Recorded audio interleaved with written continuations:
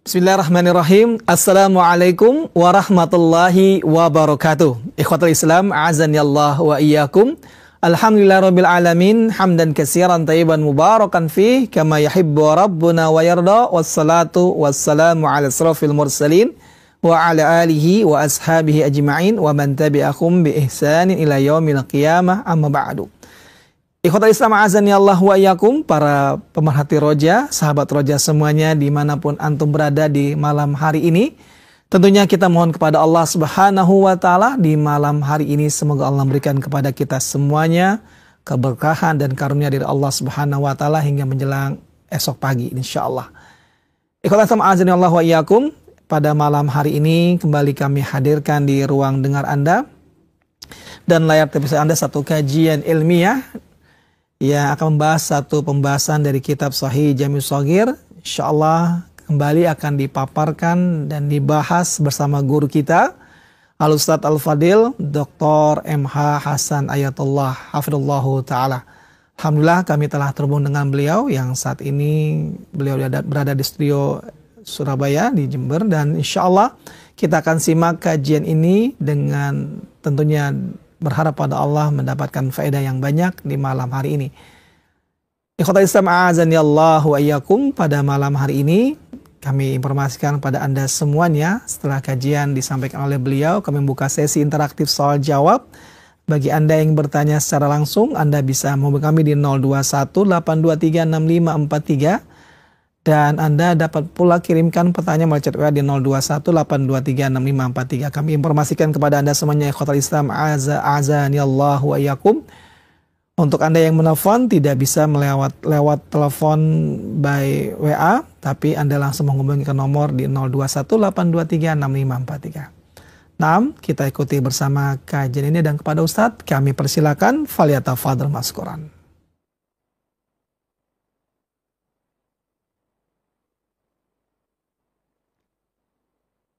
جزاكم الله خير. بسم الله الرحمن الرحيم. الحمد لله رب العالمين، وبه نستعين على أمور الدنيا والدين، والصلاة والسلام على المبعوث رحمة للعالمين نبينا محمد وعلى آله وصحابته والتابعين ومن تبعهم بإحسان إلى يوم الدين. يا أيها الذين آمنوا اتقوا الله حق تقاته ولا تموتن إلا وأنتم مسلمون. يا أيها الناس اتقوا ربكم الذي خلقكم من نفس واحدة وخلق منها زوجها وبث منهما رجالا كثيرا ونساء واتقوا الله الذي تساءلون به والأرحام إن الله كان عليكم رقيبا. يا أيها الذين آمنوا اتقوا الله وقولوا قولا سديدا يصلح لكم أعمالكم ويغفر لكم ذنوبكم ومن يطع الله ورسوله فقد فاز فوزا عظيما. أما بعد. Kaum muslimin dan muslimat, pemirsa Roja TV, pendengar Radio Roja, dan seluruh kaum muslimin yang mengikuti kajian malam hari ini, semoga Allah Azza wa Jal memberikan keberkahan pada umur kita dan memberikan kita ilmu yang bermanfaat, menambah keimanan kita, dan Allah ridha kepada kita. Kita akan melanjutkan beberapa hadis yang berkaitan dengan adab, berkaitan pula dengan ibadah. Dan kita seperti sampaikan bahwa orang yang hidup bersama hadis, dia lebih berhati-hati, lebih kuat dasar dari ibadahnya, dan dia selamat. Itu yang paling penting. Dan kita berkali-kali sampaikan bahwa sunnah merupakan harga mati. Orang berusaha bagaimana agar dia mendapatkan ridha Allah Subhanahu wa ta'ala dalam segala aktivitasnya. Bahkan ketika seseorang tidak akan melakukan setiap aktivitas apapun kecuali dengan menyesuaikan perintah syariat, maka dia beruntung sekali. Dan orang bertingkat-tingkat kemampuannya dalam melaksanakan itu. Kita ingin termasuk orang yang selalu menjadikan semua aktivitas kita berdasar dengan syariat, agar tidak memantik murka Allah Subhanahu wa ta'ala dan tidak salah jalan. Ikhwas sekalian, kita akan membahas pada hadis ke-18. Ya. Dalam hadis ini disebutkan hadis Ibnu Umar radhiyallahu anhuma, Rasul sallallahu alaihi wasallam bersabda, "Ittadimu bizzait." Jadikanlah lauk makananmu menggunakan minyak. Waddahinu bihi, dan silahkan engkau menggunakannya sebagai balutan, entah di rambut atau di kulit, dijadikan sebagai alat yang dipakai untuk membasuh atau mengusap. Ya, ketika orang menggunakan minyak di rambutnya seperti kebiasaan Nabi Shallallahu Alaihi Wasallam, beliau menggunakan minyak di rambutnya agar kelihatan rapi, kelihatan basah, dan ini untuk lebih merapihkan. Dan Nabi Shallallahu Alaihi Wasallam menyebutkan di dalam sebuah hadis, "Man kana lahu sya'run falyukrimhu." Orang yang memiliki rambut panjang hendaklah dia memuliakan rambutnya. Dengan cara bagaimana? Dengan cara merapihkan, tidak kelihatan mengerikan, compang-camping, dan tidak beraturan. Nabi sallallahu alaihi wasallam menyatakan, "Ittadimu bizzait waddahinu bihi." Manfaatkan zait atau minyak itu untuk menjadi lauk dan untuk digunakan meminyaki rambut atau melembabkan kulit. Ya, disebutkan di sini ittadimu bizzait, artinya jadikan lauk, berarti aslinya ada makanan lain. Al-Munawi rahimahullah, beliau mengatakan maksudnya makan dengan roti, gandum, tepung, kemudian dicampur dengan minyak. Ya, fa innahu yakhruju min syajaratin mubarakah. Karena minyak itu keluar dari pohon yang mengandung keberkahan. Ya, hadis ini seperti yang kita lihat ada beberapa huruf yang disebutkan oleh penulis, ya. Ada ha, maksudnya adalah Ibnu Majah, kemudian kaf maksudnya adalah Al-Hakim, kemudian hab artinya adalah Al-Baihaqi. Diriwayatkan oleh Abdullah bin Umar radhiyallahu anhuma. Hadis ini dinyatakan hasan karena beberapa periwayat atau di antara jalur periwayatannya ada orang yang diperselisihkan. Ya, sebagian ulama melemahkan, namanya Ibrahim ibn Muhajir. Ya, tetapi jalur periwayatan ini saling menguatkan. Seperti hadis setelahnya, ya, hadis setelahnya sama pembahasannya. Nabi sallallahu alaihi wasallam menyatakan, "Itadimu min hadhihi syajarah."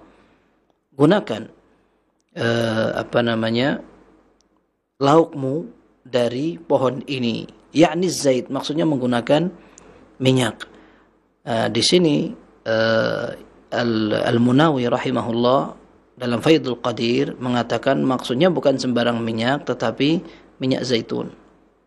Ya, dan sampai sekarang orang-orang Arab sering juga menggunakan minyak zaitun sebagai campuran ketika sarapan atau makan. Ketika mereka makan nasi, mereka biasa menggunakan zaitun, minyak zaitun.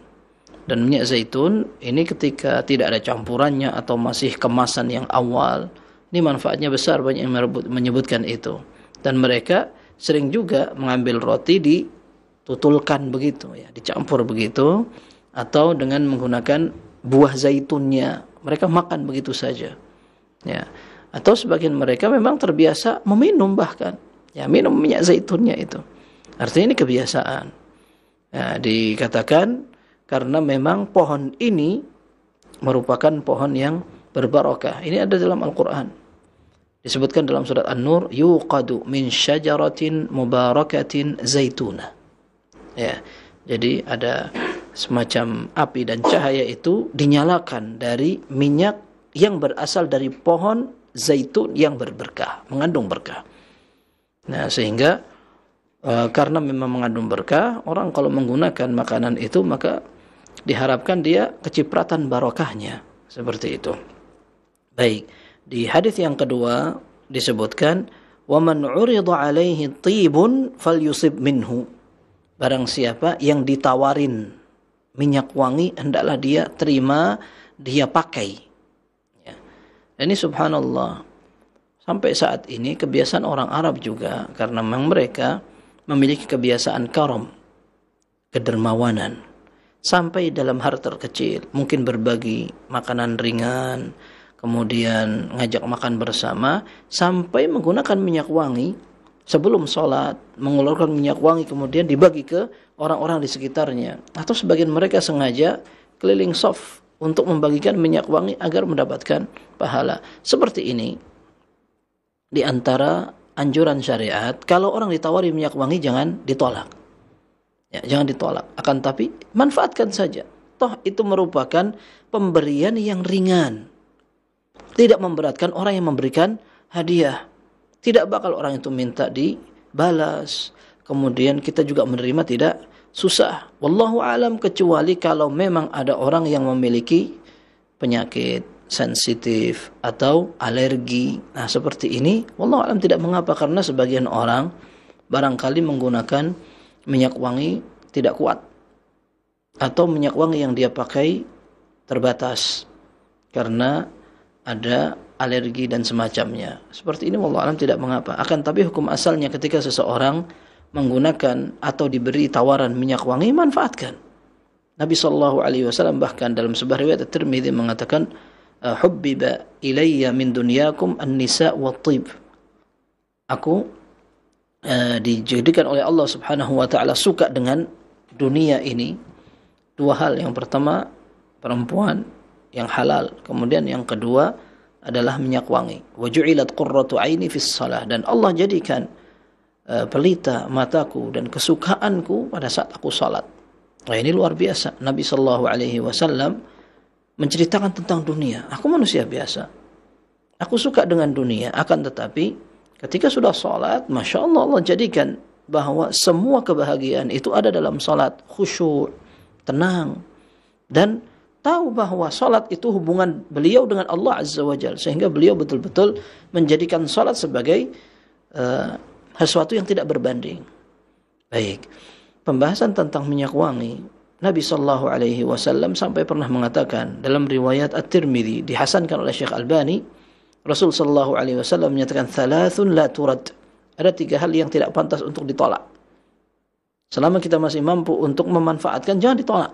Yang pertama al-wasaid, bantal ya, yang dipakai untuk pegangan tangan begini atau bahkan untuk tiduran. Nah, ini tidak perlu ditolak. Kalau kita misalkan bertamu ke rumah seseorang, tafadhal, dikasih bantal agar duduk kita tenang. Dan berapa kebiasaan orang Arab ketika kita berkunjung ke rumahnya untuk bentuk penghormatan. Karena mereka kebiasaan bukan duduk di sofa, akan tapi duduk di bawah seperti itu. Kemudian ada beberapa tempat yang orang barangkali bilang namanya arika, atau orang zaman sekarang juga bilang majlis ya. Jadi sudah semacam tempat duduk tapi di bawah. Kemudian ada semacam pegangan untuk tangan. Ini bisa dipindah-pindah. Nah, ini tuan rumah, dia akan memuliakan sang tamu dengan mengatakan tafadhal, silahkan. Begitu. Atau mungkin itu agak jauh sehingga didekatkan. Nah, seperti ini tidak perlu ditolak. Nabi SAW menyatakan tidak ada tiga hal yang tidak pantas untuk ditolak. Di antaranya al-wasaid, ya, wisada, tempat atau alat yang dipakai untuk pegangan begini, bertelakan ya, bersandar, entah badan, tangan, kepala, sama. Kemudian yang kedua ad-duhn, minyak, maksudnya minyak wangi. Ya, disebutkan para ulama maksudnya adalah minyak wangi. Kemudian yang ketiga al-laban, ya, susu. Orang dikasih susu, ya, dia sudah sepantasnya untuk menerima minum. Nabi SAW suka minum susu, kemudian beliau suka membagikan dengan para sahabatnya. Bahkan ketika beliau minum susu, di sebelah kanan dan kiri ada para sahabat, beliau akan tawarkan, dan beliau memulai dengan yang kanan, seperti itu. Tapi kita katakan bahwa ini yang ideal. Kalau seandainya sebagian orang mungkin perutnya tidak cocok, sensitif dengan susu, sehingga sakit atau cepat bereaksi perutnya dengan minum air susu. Kalau seandainya dia bilang, afwan, saya tidak bisa minum susu sekarang, tidak mengapa. Ya, wallahu a'lam bissawab. Tapi yang jelas dalam riwayat ini Nabi sallallahu alaihi wasallam memberikan arahan, saran. Silahkan menggunakan zaitun, minyak zaitun untuk makan. Karena itu ada keberkahannya. Kemudian orang yang diberi minyak wangi hendaklah dia menerima.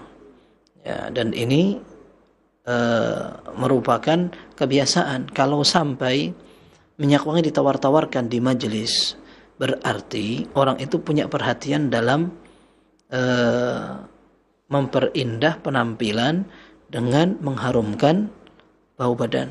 Nah, itu bagus sekali. Ya, ini bagus sekali. Bahkan ketika seseorang terutama ingin menghadiri sholat Jumat, Nabi Shallallahu Alaihi Wasallam dalam sebuah hadis mengatakan, ghuslu yaumil jumu'ati wajibun ala kulli muhtalimin wa an yastanna wa an yamassa tiban idza wajad. Nabi Shallallahu Alaihi Wasallam menyatakan mandi untuk persiapan sholat Jumat merupakan hal yang wajib. Maksudnya para ulama memahami wajib ini, meskipun sebagian ulama mengatakan wajib apa adanya sudah. Ya, mandi Jumat untuk persiapan sholat merupakan hal yang wajib. Ini menurut mazhab sebagian Hanabilah. Ya, Al-Zahiriyah juga demikian. Sementara mayoritas ulama mengatakan bahwa mandi sebelum datang hari Jumat sunnah hukumnya. Kemudian dikatakan hendaklah dia yastan artinya bersiwak, membersihkan giginya. Kemudian wa an yajida wa an yamassa tiban idza wajad. Kalau seandainya dia punya minyak wangi, hendaklah dia pakai. Seperti itu. Baik. Ini pembahasan yang berkaitan dengan hadis ini. Al-muallif rahimahullah atau penulis mengatakan hadis ini diriwayatkan oleh Tas ya, dari Ibnu Abbas. Ada tulisannya ta sin, itu artinya adalah At-Tabarani dalam kitab Al-Mu'jam Al-Awsat. Nah, hadis yang ketiga malam hari ini kita membahas tentang kebiasaan sebagian kaum muslimin ketika diundang makan. Ya, jamuan makan. Jamuan makan tidak ubahnya seperti kebiasaan. Akan tetapi Nabi Shallallahu Alaihi Wasallam rupanya beliau ingin memberikan keteladanan bahwa orang ketika diundang makan, kemudian menghadiri undangan itu akan memberikan kebahagiaan orang mengundang. Karena panggilan dan undangannya dipenuhi. Maka sebisa mungkin kalau seandainya ada orang yang diundang bisa hadir, maka ini ideal. Baik. Dalam hadis yang ketiga malam hari ini disebutkan itud da'wata idza du'itum. Ya, ini disebutkan hadis Ibnu Umar radhiyallahu anhuma dalam riwayat Muslim, bahkan dalam Sahih Bukhari dan Muslim. Dalam Sahih Bukhari dan Muslim Nabi sallallahu alaihi wasallam dalam hadis Ibnu Umar mengatakan ajibu hadhihi da'wah. Itu yang di situ nomor 20 ya. Nomor 20. Dalam riwayat lain redaksinya hampir sama. Nabi sallallahu alaihi wasallam menyatakan ajibu hadhihi da'wah. Penuhi panggilan dan undangan ini. Penuhi undangan ini. Dan dalam riwayat ini Abdullah bin Umar radhiyallahu anhuma menyampaikan hadis ini, beliau juga sama. Beliau apabila diundang untuk makan, beliau tidak pernah menolak. Bahkan disebutkan dalam riwayat ini, wa kana Ibnu Umar radhiyallahu anhuma ya'ti ad-da'wata fil 'ursi wa ghairil 'urs. Abdullah bin Umar tidak pernah nolak. Beliau diundang untuk walimahan, walimah nikah, walimatul 'urus, atau yang bukan walimatul 'urus, beliau datang. Nah, di sini sebenarnya kata-kata walimah itu sebagian ulama menafsirkan artinya jamuan makan, itu namanya walimah. Maka Nabi SAW menyatakan, "Idza du'iya ahadukum ila walimatin falyatiha 'ursan kana aw nahwahu." Apabila salah satu di antara kalian diundang makan, hendaklah dia hadir, datang. Apalagi jika seandainya undangan itu sifatnya khusus. Ya akhi, afwan, ana insyaallah pengen undang makan atau majelis-majelis ringan, santai-santai, kita ingin bercengkrama, di rumah datang ya hari Ahad besok misalkan. Dan yang dia panggil ini orang dekat, kenal muka, kemudian biasa sholat bareng, kerja bareng atau apa. Ketika undangan itu sifatnya khusus, maka penekanan untuk memenuhi undangan itu lebih kuat. Berbeda dengan undangan umum. Misalkan semua yang ada di masjid ini jamaah saya undang ke rumah. Nah, ini biasanya kalau ada orang yang memang memiliki kelebihan rizki, lalu dia ingin bersyukur kepada Allah Azza wa Jalla, lalu mengadakan jamuan makan besar, dia undang semua jamaah masjid. Nanti datang ya, ajak temannya misalkan begitu. Nah, temannya ini hukumnya bagaimana? Ini tidak lebih wajib atau tidak terlalu kuat kalau seandainya dia ingin tidak hadir karena ada keperluan atau karena apa, tidak mengapa, karena undangannya tidak khusus. Tapi begitu ada undangan khusus, maka ini lebih kuat ya, fungsinya atau penekanan untuk didatangin ini lebih kuat ya. Dan Nabi SAW pun demikian. Beliau sering diundang makan, beliau tidak pernah tolak. Dan ini merupakan sebuah lambang ketawaduan. Terutama orang yang dipandang, ditokohkan, diundang makan itu merupakan kebahagiaan pengundang. Nabi SAW apabila diundang makan, beliau datang.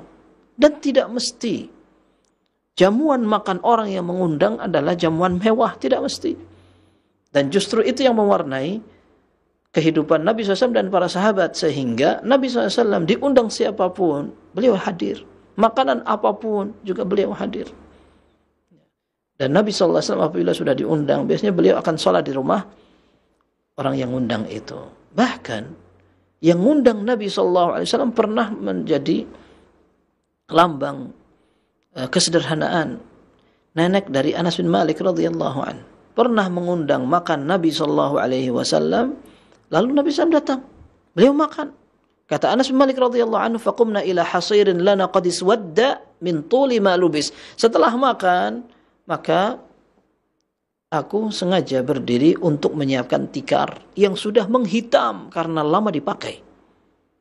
Ya. Jadi di zaman itu orang tidak terlalu mewah kehidupannya. Ngundang Nabi SAW, orang paling afdol di zaman itu, seorang rasul, pimpinan negara, kemudian seorang teladan. Diundang, sementara yang ngundang hanya apa adanya. Di bawah bukan lantai, di bawah ini tanah. Kemudian hanya menggunakan tikar yang sudah hitam-hitam karena lama sekali dipakainya. Kemudian disiram pakai air agar agak mending lah, bersih sedikit. Lalu Nabi SAW salat di situ. Luar biasa. Nabi SAW pun mengatakan bahwa di antara hak yang harus kita tunaikan kepada sesama saudara muslim, kalau dia undang, dengan catatan undangannya bukan basa-basi. Ini sebagian orang bilang, ya, juga tolong perhatikan ketika ada orang yang undang. Ya, Nabi SAW menyatakan min haqqil muslimi 'alal muslim wa haqqul muslimi 'alal muslim sit. Ya, hak saudara seiman dengan saudara lain adalah ada 6. Nah, disebutkan wa idza da'aka fa'ajibhu. Kalau dia undang kamu, datang. Ya, kalau kamu diundang makan, datang. Tapi kalau seandainya dia tidak basa-basi aja, silahkan mampir, ayo mampir. Mampir cuma basa-basi. Kadang orang bilang mampir sambil nutup pintu. Ya, ya mampir. Nah, orang kayak begini kalau misalkan tahu, dan ini semua dikembalikan pada kebiasaan. Ya, dan ini sama orang Indonesia, kita punya kebiasaan silahkan mampir, makan di sini aja. Nah, seperti ini ada kalanya merupakan basa-basi. Bahkan bisa jadi yang punya rumah sebenarnya juga tidak punya banyak makanan yang cukup. Ayo makan bareng di sini aja, ngapain mau cari yang lain gitu. Nah, ini orang yang ditawari mestinya tahu diri, dan ini yang disampaikan oleh para sahabat ketika mereka bahkan berusaha untuk menunjukkan bahwa dirinya dalam keadaan berkecukupan agar tidak merepotkan orang lain. Ya, kalau seandainya kelihatan orang yang memang menawarkan itu basa-basi, ya jangan dipenuhin. Ya, jangan dipenuhin. Dan subhanallah, ada sebuah kisah yang terjadi bukan di zaman salaf, tapi di zaman kita. Ini yang menceritakan adalah orangnya sendiri, orang Yaman. Subhanallah, ya ini hanya kisah untuk refreshing saja. Kita biasa punya kawan itu, kalau orang di Arab, mereka ingin mengatakan kayak kita di Indonesia, silahkan mampir, dan itu basa-basi. Mereka juga seperti itu. Hal min khidmah, saya bisa bantu apa kamu gitu. Orang bilang begitu. Atau mereka bilang tafaddal ma'ana, silahkan mampir ke sini makan bareng, atau istirahat dulu di rumah saya, duduk-duduk dulu gitu. Nah, ini semua adalah kata-kata basa-basi harian. Sampai anak ingat punya kawan orang Afrika, dan dia SMA. Guru SMA-nya bilang, kalian orang-orang asing, orang pendatang. Kalau orang Arab bilang sama kalian, tafaddal ma'ana, silahkan mampir, atau hal min khidmah, apakah saya perlu bantuan apa dari saya? Jangan digubris itu semua basa-basi. Sampai gitu gurunya bilang begitu. Nah, bahkan kadang-kadang mereka sendiri butuh bantuan. Dia sudah bawa barang berat, lalu dia bilang, hal min khidmah, apakah saya bisa bantu antum? Gitu. Perlu bantuan apa dari saya? Dia sendiri yang butuh bantuan. Atau yaitu tadi seperti kita sebutkan, ada orang bilang, silahkan mampir, tapi sambil kayak mau nutup pintu atau dia mau cepat-cepat masuk. Nah, ini basa-basi sekali. Dan ini biasa. Nah, ini ada orang Yaman, dia cerita, subhanallah, ana tawarkan kepada Syekh bin Baz rahimahullah. Syekh bin Baz ini mufti yang disahkan secara resmi oleh Arab Saudi dan dari pemerintah, sehingga mufti di Arab Saudi dikawal, kemudian legalitasnya jelas ya. Bahkan ada fatwa yang dijadikan sebuah peraturan. Bahkan seringkali ketika ada beberapa kaitannya dengan maslahat orang banyak, betul-betul mufti atau alim yang ditugaskan ini fatwanya akan didengarkan seluruh penduduk negeri itu. Syekh bin Baz rahimahullah, orang yang dijadikan pimpinan para ulama di Arab Saudi, bahkan beliau keluar masuk istana untuk memberi pengajian di istana, biasa sekali. Satu saat orang Yaman di pengajian Syekh bin Baz rahimahullah basa-basi. Beliau cerita sendiri, saya basa-basi ini. Tidak di Yaman biasa. Al-yawm al-asha indana. Dia bilang gitu. Malam ini makan malamnya di tempat ana, jangan ke mana-mana gitu. Itu ngomong ke Syekh bin Baz rahimahullah. Ternyata Syekh bin Baz mengatakan, khair insyaallah. Tapi bilang yang di rumah jangan memaksakan.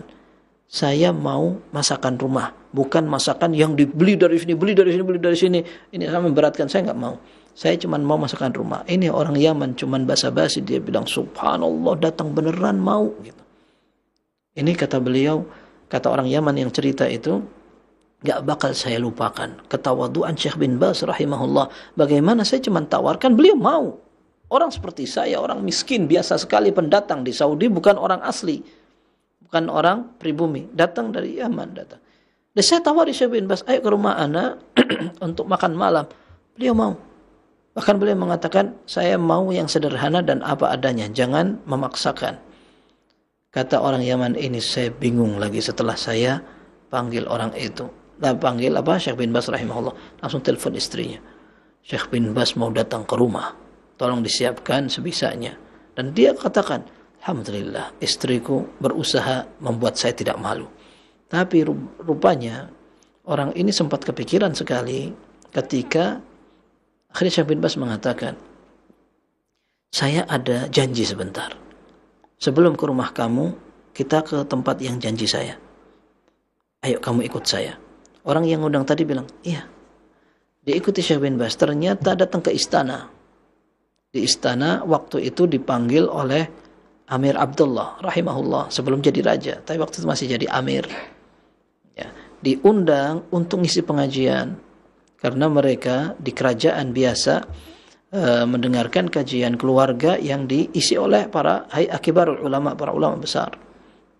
Syekh bin Baz rahimahullah ngisi pengajian, setelah itu ditawari makan di kerajaan, di istana. Syekh bin Baz mengatakan, jazakumullah khair, ana sudah diundang orang malam ini. Ini gimana perasaan orang Yaman tadi? Dia sudah apa adanya mengundang Syekh bin Baz, ternyata diajak ke istana. Kemudian Syekh bin Baz nolak makanan istana karena akan memenuhi panggilan atau undangan orang ini. Dia kepikiran sekali. Tapi setelah itu ternyata Syekh bin Baz datang ke rumahnya, makan sederhana, kemudian mendoakan. Setelah itu pulang. Kata orang Yaman ini, subhanallah, akhlak yang tidak bisa saya gambarkan. Ketawaduan. Maka ketika ada undangan ini, sampai para ulama mengatakan, kalau kita diundang makan, apa hukum makan dari jamuan itu? Wajibkah atau sunnah? Mayoritas ulama mengatakan sunnah. Kalau kita diundang makan, kemudian kita mau makan dari zaman itu sah-sah aja, kalau tidak pun tidak apa-apa karena itu sunnah. Cuman yang afdal kita makan. Sebagian ulama mengatakan wajib. Sebagian ulama mengatakan wajib. Bahkan Ibnu Abbas radhiyallahu anhu sempat minta maaf. Ketika beliau tidak bisa hadir, beliau mengatakan kepada yang ngundang, kalau kamu bisa memaklumi saya ingin pamit. Saya ingin minta uzur. Saya nggak bisa hadir karena kebetulan ada kegiatan lain. Artinya kalau seandainya itu tidak wajib atau ditekankan sekali, maka tidak perlu orang sampai minta maaf. Gitu. Bahkan sebagian ulama mengatakan karena ada hadis, idza du'iya ahadukum idza du'iya ahadukum ila walimah, apabila salah satu dari kalian dipanggil makan, jamuan makan, falyatiha, hendaklah dia datang untuk hadir memenuhi panggilan orang itu. Dalam beberapa riwayat dikatakan, "Faman kana sha'iman falyusalli, wa man kana muftiran falyakul." Yang kebetulan berpuasa, doakan yang ngundang. Dia enggak makan enggak apa-apa. Enggak makan enggak apa-apa. Tapi kalau dia makan juga tidak apa-apa kalau puasanya memang tidak wajib. Ya. Kemudian kalau dia tidak makan, kalau dia tidak puasa, silahkan makan. Kalau dia tidak puasa, maka yang afdal makan. Bahkan sebagian ulama mengatakan, kita hadir nggak cukup. Kita hadir harus makan juga, begitu. Intinya, ini menunjukkan bahwa ternyata ada perhatian syariat untuk menjaga perasaan, menumbuhkan kecintaan, keakraban antara individu kaum muslimin. Nah, termasuk di antaranya seperti ini. Dan kita katakan bahwa ini kalau diundang. Kalau orang tidak diundang, jangan mengundangkan diri. Kamu nggak undang saya nih. Udah lama ya kamu nggak makan-makan. Kapan kamu undang? Orang kalau begitu, misalkan dia akrab, kemudian canda, dan nggak ada masalah. Sebagian orang dikerjain kayak begitu, sungkan. Ya, sungkan luar biasa. Akhirnya dia terpaksa untuk mengundang. Padahal sebenarnya dia tidak pengen untuk mengundang. Nah, seperti ini nggak pantas ya. Nggak pantas. Bahkan di dalam Al-Quran disebutkan, ya ayyuhalladzina amanu la tadkhulu buyutan nabiyyi illa ayyu'dzana lakum ila ta'amin ghaira nadhirina inah. Ya, wahai orang beriman, jika kalian jangan datang ke rumah Nabi SAW kecuali kalau kalian memang diundang. Kalau kalian diundang untuk makan, jangan kalian tunggu-tunggu itu matangnya atau bagi minta-minta ke para ulama. Nggak boleh orang nanyain, ada makanan ini di rumahmu apa? Gitu. Dihadirkan atau dihidangkan begini, lalu dia bilang, ada ini enggak? Ada ini enggak? Nah, kayak gini ini membuat tuan rumah haraj, sungkan, malu, canggung kalau misalkan enggak ada. Akhirnya dia berusaha, ada, sebentar, dibeli lagi dulu. Nah, seperti ini membuat sungkan dan memberatkan. Kecuali kalau memang tuan rumah nawarin, kamu mau apa? Ya, Anda carikan ini sekarang, tinggal Anda order misalkan, atau Anda mau siapkan dan seterusnya. Apalagi kalau dia akrab. Kalau dia akrab, bahkan si tuan rumah semakin suka kalau si tamunya kelihatan bebas, leluasa. Anda pengen ini ada enggak? Ada. Senang malah kayak begitu. Nah, ini tergantung. Maka semua dikembalikan kepada kebiasaan dan memang ini kaitannya dengan bagaimana seorang berinteraksi dengan saudara. Ya, dan memang realitanya, tapi jangan berlebihan. Karena berlebihan ini jelek banget, membuat orang terbuang waktunya sia-sia, tidak ada manfaat yang lebih besar didapatkan, bahkan bisa jadi merugikan. Sebagian orang tersiksa dengan datang tamu yang tidak pulang-pulang, atau karena sering datang jadi sumpek ya. Meskipun ada orang yang memang klop, hari ini mau duduk-duduk di rumah siapa? Di sana. Kemudian besok di sini. Kemudian pindah-pindah begitu. Sehingga waktunya habis untuk sesuatu yang kurang bermanfaat. Meskipun ada sebagian orang berusaha membatasi diri banget sampai tidak bergaul sama sekali. Introvert orang bilang, tertutup, pemikirannya agak susah dan sulit untuk berinteraksi. Ini kalau kita katakan penilaiannya lebih pada sisi negatif, ya memang tidak berlebihan. Ya, orang tidak mau bergaul, kemudian ngomong sedikit seperlunya, ya sebenarnya ini malah bagus. Akan tapi sebagian orang itu mesti justru kelihatan seperti angkuh, ya. Ngomong betul-betul seperti tidak tertarik gitu. Kemudian di rumah, ya kalau seandainya di rumah hanya membaca, beribadah, tapi kalau di rumah malah justru melakukan tindakan yang merugikan dirinya sendiri. Nah ini kurang, ya. Dulu ada perkataan dari seorang ulama, Al-Imam Syafi'i rahimahullah, beliau mengatakan kepada salah satu muridnya, Yunus ibn Abdul A'la, ya Yunus, al-inqibadu 'anil nasi maksabatun lil adawah. Ya, tidak bergaul, membatasi, atau bahkan tidak mau sama sekali kenal orang. Ini bisa membuat permusuhan dengan orang lain. Nah, kemudian walim bisatu ilaihim majlabatun liqrana isu. Kalau kebalikannya, berlebihan dalam bergaul, mencari kawan, datang ke sini, pergi bareng, makan terus segala macam begini, ini juga sama, bisa menghasilkan kawan-kawan yang jelek. Fakun wasatan bainal munqabidhi wal munbasit. Kata Imam Syafi'i, usahakan sebisa mungkin kamu di tengah-tengah antara orang yang tidak bergaul sama sekali dengan orang yang kebanyakan pergaulan. Seperti itu. Tapi pembahasan kita masalah undangan tadi, ya. Undangan, dan undangan ini lebih ditekankan kalau seandainya berkaitan dengan walimatul urus. Walimatul urus. Walimatul urus adalah walimah nikah. Hidangan dan jamuan makan karena ada pernikahan. Nah, ini sampai Nabi SAW menyatakan orang diundang nggak datang padahal undangannya khusus. Ini berarti telah membangkang pemerintah Rasulullah SAW. Beliau mengatakan syarrut ta'am, ta'amul walimah. Makanan jelek itu makanan walimah. Yumna'uha man ya'tiha wa yud'a ilaiha man ya'baha. Orang yang dekat malah sering nggak keundang. Tetangga-tetangga apa itu mau lihat, datang sungkan, padahal mereka tahu ini ada acara dan ada makanan, nggak diundang mereka. Orang yang jauh, kalaupun nggak datang nggak apa-apa, malah diundang karena kenalannya, koleganya segala macam. Ya, maka Nabi SAW menyatakan, "Faman lam yujibid da'wata faqad 'asa Abul Qasim sallallahu alaihi wasallam." Orang diundang, tidak ada uzur, dia tidak datang, maka dia telah berlaku maksiat kepada Rasul sallallahu alaihi wasallam atau melanggar perintah Nabi sallallahu alaihi wasallam. Nah, sehingga penekanan untuk walimatun nikah kalau diundang secara khusus, maka kehadirannya ini penting, ya, kehadirannya lebih penting. Tetapi para ulama juga mengatakan kalau tidak ada uzur, kalau ada uzur, entah dia sakit, bepergian, atau dia ada halangan, nah ini dari sisi dia, atau dari sisi penyelenggara, ada maksiatnya di sana.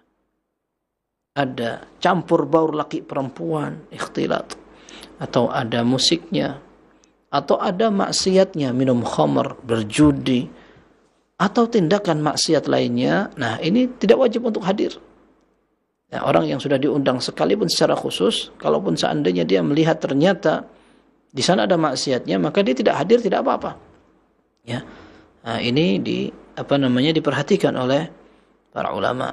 Seperti itu. Dan ini menunjukkan juga keutamaan syariat, keistimewaan syariat Islam, bagaimana hal seperti ini betul-betul diperhatikan. Dan kita lihat bagaimana orang bisa akrab, utuh, dan tetap bisa menjalin hubungan persaudaraan dengan kawannya pada saat diundang datang, ketika sesekali mengunjungi, bertanya kabar. Dan ada orang yang dengan adanya undangan, permusuhan kelihatan. Dia punya acara, saya tidak diundang ya. Awas, acara nanti saya tidak akan undang dia. Begitu.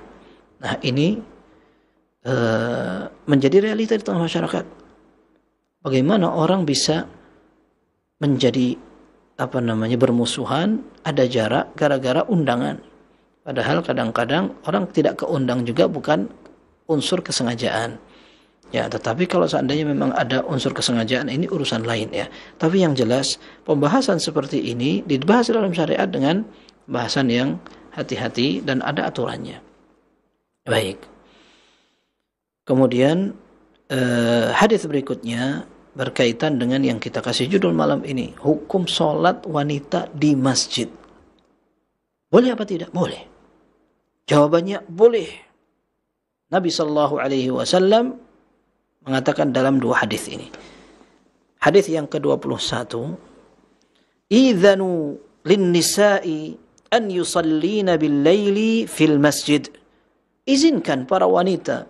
Para wanita itu maksudnya istri, anak perempuan, adik atau kakak perempuan, bibi entah laki dari saudara bibi dari ayah atau bibi dari ibu, ya, atau semua keluarga perempuan kita mau minta izin sholat di masjid, silahkan, jangan dilarang. Idzanu, izinkan mereka, lin nisa an yusallina bil laili fil masjid, untuk melaksanakan sholat di masjid sekalipun malam hari. Ini hadisnya diriwayatkan oleh At-Tayalisi, Abu Dawud Tayalisi dalam musnad beliau dari hadis Ibnu Umar radhiyallahu anhu, dan sanadnya sahih. Kemudian hadis yang kedua redaksinya sama. Idzanu lin-nisa'i bil-laili ilal masajid. Izinkan para wanita untuk pergi ke masjid malam hari. Diriwayatkan oleh Imam Ahmad, Imam Muslim, Abu Dawud, Tirmidzi dari sahabat Abdullah bin Umar radhiyallahu anhuma, dan sebenarnya hadis ini juga ada dalam Sahih Bukhari. Ketika Nabi SAW menyatakan, "La tamna'u ima Allahi masajidallah." Jangan kalian larang para wanita untuk melaksanakan sholat di masjid. Baik. Hadis ini berkaitan dengan izin. Kalau seandainya wanita minta izin untuk datang ke masjid, dan para ulama mengatakan itu, maka memang anjurannya dia minta izin kepada suami. Meskipun kalau seorang wanita keluar dari rumah, dan kebiasaan masyarakat kalau dia keluar tidak perlu izin, karena sudah kelihatan isyarat suami tidak akan melarang. Contoh, seorang istri keluar untuk menyirami tanaman, keluar untuk mengambil paket, keluar untuk membeli sesuatu belanja, atau misalkan kebutuhan yang ringan, kalaupun dia keluar tanpa izin, suami tidak akan melarang. Ini uruf atau kebiasaan masyarakat seperti itu, maka ini tidak perlu minta izin. Kemudian yang kedua, disebutkan di dalam hadis ini agar mengizinkan ketika sholat di masjid. Berarti hukum asalnya wanita itu sholat di rumah. Sampai Nabi SAW menyatakan, kalau istri-istri kalian keluar minta izin sholat di masjid, jangan dilarang. Tetapi memang dalam beberapa riwayat ada tambahannya, wa buyutuhunna khairul lahun. Rumah mereka lebih baik untuk mereka pakai sholat daripada mereka sholat di masjid. Meskipun di masjid jamaah, tempatnya barokah, kemudian datang ke komunitas orang-orang yang sholat ke masjid itu bukan mau jualan. Ke masjid juga bukan hanya sekedar pengen reuni aja, tetapi memang betul-betul untuk ibadah ini di masjid. Tapi rupanya seorang wanita ketika dia sholat di rumah afdal, lebih istimewa daripada dia sholat di masjid. Padahal di masjid melangkahnya dapat pahala, kemudian mendengar suara imam pahala, kemudian sholat ketika jamaah tambah banyak maka dia dapat pahala, dapat 27 derajat. Dan semakin banyak jumlah jamaah, maka dia akan semakin besar pahalanya. Karena Nabi SAW menyatakan, salatul rajuli ma'ar rajuli azka min salatihi wahda, wa salatul rajuli ma'ar rajulain azka min salatihi ma'ar rajul. Salat sendirian, salat bersama dua orang lebih afdal dari salat bersama satu orang. Dan semakin banyak orang yang berjamaah dengan dia, maka dia akan mendapatkan keistimewaan pahala. Tetapi rupanya pahala yang istimewa itu tidak selalu dihitung dengan nominal. Orang ketika mencari aturan yang ideal apa, tidak selalu diikuti dengan jumlah pahala yang disebutkan angka. Contohnya, sholat di rumah untuk seorang wanita. Nabi SAW didatangi oleh istri Abu Humaid As-Sa'idi, yaitu Ummu Humaid. Ini dalam riwayat Imam Ahmad dengan sanad yang sahih atau hasan. Ummu Humaid radhiyallahu anha mengatakan, "Ya Rasulullah, inni uhibbus salata ma'ak." Ya Rasul, aku betul-betul pengen sekali salat di belakang. Katakan, "Inni la'alamu annaki tuhibbina as-salata ma'i." Ya, aku tahu bahwa kamu ingin salat bersamaku. Walakin salataki fi baitiki khairun min salatiki fi hujratik. tapi sholatmu di bagian rumah yang paling dalam lebih afdal daripada kalau sholat kamu di tengah rumah. Nah, disebutkan bahwa hujrah, ini kalau kita kenal hujrah itu kamar ya. Tapi dalam bahasa Arab, hujrah juga bisa diartikan tempat yang paling luas di rumah, semua pintu menuju ke tempat itu. Nah, ini namanya hujrah juga. Berarti bisa dijadikan sebagai misalkan tempat kumpulnya di dalam rumah, ke ruang keluarga dan semacamnya. Tapi yang jelas Nabi SAW menyatakan, salatiki fi baitiki khairun min salatiki fi hujratik. Rumah yang paling dalam itu kalau kamu pakai salat lebih afdal daripada kamu salat di tengah rumah. Wa salatuki fi hujratik afdal min salatiki fi darik. Salatmu di dalam rumah tapi di tempat yang di tengah-tengah, semua pintu mengarah ke situ, kalau dibandingkan dengan salat di emperan atau di kampung, itu masih lebih afdal yang di dalam rumah. Tapi di tengah-tengah itu tadi. Wa salatuki fi dariki khairun min salatiki fi masjidi qaumik. Salatmu di emperan rumah atau masih di rumah keluargamu, di kampungmu, lebih afdal daripada kalau kamu salat keluar sampai di masjid kampungmu. Wa salatuki fi masjidi qaumiki khairun laki min salatiki fi masjidi. Dan salatmu di masjid kampungmu lebih afdal daripada salatmu di masjidku, Masjid Nabawi. Kita bayangkan Masjid Nabawi 1000 kali lipat salatnya. Rupanya untuk seorang wanita, mereka lebih afdal salat semakin masuk ke rumah, semakin tidak kelihatan orang. Ini riwayat Ummu Humaid As-Sa'idi radhiyallahu anha. Dalam riwayat itu beliau kemudian mengatakan, fa'amarat bibina'il masjid fi baitiha. Maka dia memerintahkan agar di rumahnya dibuatkan masjid khusus. Disebutkan di situ fi aqra atau fi aqsa manzilin wa adlamihi. Rumah yang paling dalam di bagian yang paling gelap, tidak kelihatan. Fakana tusalli fihi ila an tuwaffiyat. Maka Ummu Humaid salat di tempat itu sampai beliau wafat. Salatnya cari tempat yang semakin masuk dan tidak kelihatan. Ya, berarti ketika seseorang membicarakan tentang pahala nominal, tapi rupanya tidak setiap keutamaan didapat karena angka. Tetapi ketika sesuai dengan ajaran Nabi Shallallahu Alaihi Wasallam, maka ibadah itu lebih bernilai istimewa. Dan kita sebutkan hukum asalnya seorang wanita ketika dia sholat di masjid tidak apa-apa, nggak boleh dilarang.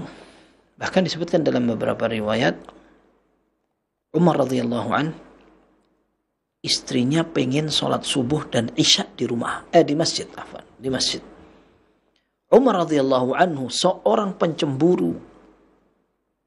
Maka ada orang mengatakan kepada istrinya, kenapa kamu pengen aja sholat di masjid? Padahal kamu tahu kan Umar ini orang yang pencemburu.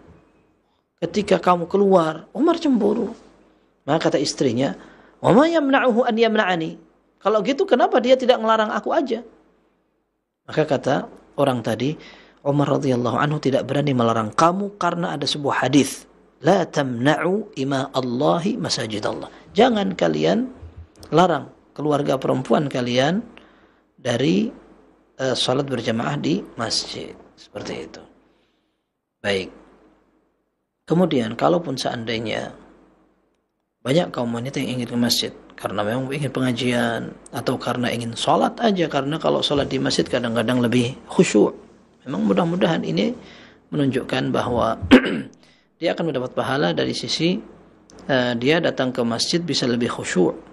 Kalau sholat sendiri ngantuk, kayak sholat tarawih misalkan sendiri tengah malam, bacaan atau hafalan juga tidak banyak, mungkin dia ngantuk gitu.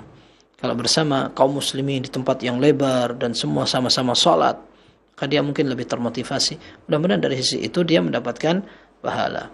Tetapi Nabi SAW menyatakan untuk wanita yang akan datang ke masjid, hendaklah dia tidak berdandan. Penampilan betul-betul dijaga agar tidak terjadi fitnah, godaan, dan ujian untuk laki-laki lain. Ya. Nabi SAW menyatakan, wal yakhrujna tafilat. Orang yang ingin sholat malam bersamaku, hendaklah dia keluar. Ini maksudnya para wanita. hendaklah dia keluar dengan tidak berdandan, tidak menggunakan minyak wangi. Kalau seandainya dia justru keluar dengan bersolek, berdandan, kemudian menggunakan minyak wangi, agar justru di luar sana banyak yang tertarik. Wah, ini malah jangan-jangan mau cari pahala, tapi dapatnya dosa. Momen Ramadan, mau mampir di taman, atau sholat sebentar kemudian pacaran, kesempatan untuk ketemu, kenalan, dan seterusnya. Ini bahaya sekali. Bahkan ada sebuah hadis Nabi SAW menyatakan, ayyuma imra'atin ista'tarat thumma marrat ala rijalin liyajidu rihaha fahiya zaniyah. Seorang wanita apabila menggunakan minyak wangi dan sengaja dia ingin melewati laki-laki biar mereka mencium bau wanginya, maka dia seperti berzina. Seperti seorang yang pelacur. Maka ini ancaman, seorang wanita tidak boleh menggunakan minyak wangi ketika keluar dan nanti akan kecium laki-laki yang tidak mahram. Nah, ini tidak dibolehkan. Nah, kemudian dalam hadis ini disebutkan bil lail, malam. Kalau siang bagaimana? Sama. Ya, hukumnya sama. Artinya seorang wanita boleh saja mau sholat di masjid siang atau malam, pagi atau sore silahkan, tetapi tetap berusaha untuk menjaga penampilan agar tidak menarik, tidak menjadi fitnah untuk kaum laki-laki yang bukan mahramnya. Kemudian sebagian ulama mengatakan disebutkan malam karena malam ini banyak fitnahnya, ya, banyak fitnahnya. Ada sebagian ulama mengatakan justru yang terjadi fitnah itu siang karena banyak orang yang keluar ketemu sama orang yang lebih banyak dan seterusnya. Tapi intinya selama seorang wanita menjaga diri agar tidak berpenampilan bersolek, berdandan, berhias di depan laki-laki yang bukan mahram, maka boleh seorang melaksanakan sholat di masjid seperti itu. Ini barangkali yang dapat kita pelajari, mudah-mudahan bermanfaat. Kurang lebihnya mohon maaf. Wassallallahu wasallam wa barak ala abdihi wa rasulihi nabiyina Muhammad wa alihi wa sahbihi ajma'in walhamdulillahi rabbil alamin.